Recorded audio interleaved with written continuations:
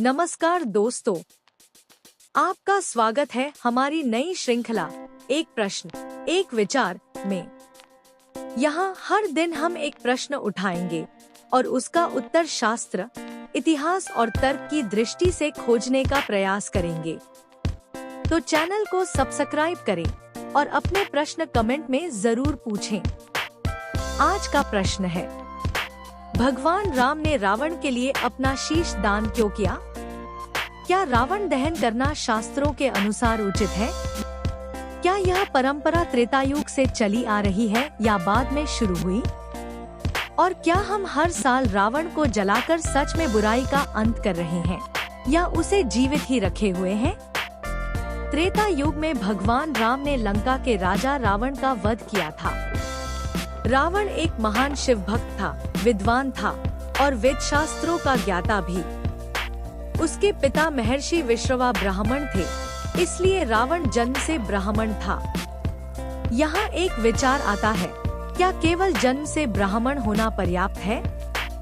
भगवद गीता में भगवान कृष्ण कहते हैं, वर्ण व्यक्ति के गुण, कर्म और स्वभाव से निर्धारित होता है, न कि केवल जन्म से।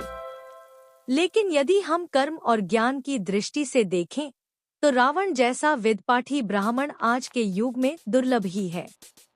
इस बात का अंदाजा हम इसी से लगा सकते हैं कि स्वयं भगवान राम ने अपने छोटे भाई लक्ष्मण से कहा था कि इससे पहले रावण के प्राण निकल जाए, तुम उससे राजनीति और ज्ञान की शिक्षा लेकर आओ। आज हम हर साल दशहरे पर रावण, कुंभकर्ण और मेघनाद के पुतले जलाते हैं। लेकिन क्या यह परंपरा रामायण काल से चली आ रही है? प्राचीन ग्रंथों जैसे वाल्मीकि रामायण और रामचरितमानस में रावण दहन का कोई उल्लेख नहीं है। ऐतिहासिक प्रमाणों के अनुसार रावण दहन की परंपरा 16वीं-17वीं शताब्दी में रामलीला के मंचनों से आरंभ हुई थी, न कि त्रेतायुग से। आनंद रामायण और कालिका पुराण के अनुसार जब भगवान राम ने रावण का वध किया तो उन्हें ब्रह्महत्या का दोष लगा, क्योंकि रावण ब्राह्मण था।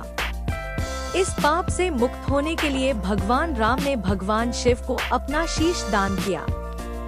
भगवान शिव प्रसन्न हुए और उन्हें पुनर्जीवित किया। यहाँ एक और तथ्य सामने आता है, ब्रह्महत्या इतना बड़ा पाप है कि स्वयं भगवान शिव भी इससे नहीं बच सके जब उन्होंने ब्रह्मा जी का पंचम शीश काटा था। उन्हें भी हजारों वर्षों तक इसका प्रायश्चित करना पड़ा। अब सवाल ये है, क्या हम भी रावण का पुतला जलाकर ब्रह्महत्या जैसे पाप के सहभागी बनते हैं? कई लोग कहते हैं कि रावण दहन बुराई पर अच्छाई की विजय का प्रतीक है।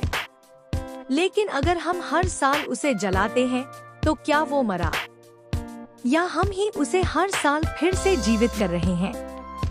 कुछ श्रीलंकाई दंतकथाएं और भारतीय लोक कथाएं कहती हैं कि रावण का शरीर आज भी एक गुफा में सुरक्षित है। तो फिर हम जो जलाते हैं वो क्या है, उसका प्रतीक या केवल भ्रम?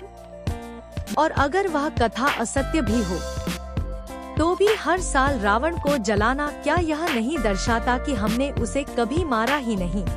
हम तो उसे हर साल जीवित रखते हैं और फिर जलाते हैं। विचार करना मनुष्य का मौलिक धर्म है। क्या हर परंपरा सिर्फ इसलिए कि वो चलती आ रही है उसे चलाते रहना चाहिए? क्या सच्ची विजय वही नहीं होगी जब हम रावण को सिर्फ बाहर नहीं, भीतर से भी समाप्त करें और उसे फिर कभी जिंदा न होने दें? आपका क्या मत है इस विषय पर? कमेंट करें, अपने प्रश्न पूछें और इस विचार को साझा करें। चैनल को सब्सक्राइब करना न भूलें। कल फिर मिलेंगे एक नए प्रश्न के साथ, शास्त्रों और तर्क की रोशनी में। धन्यवाद।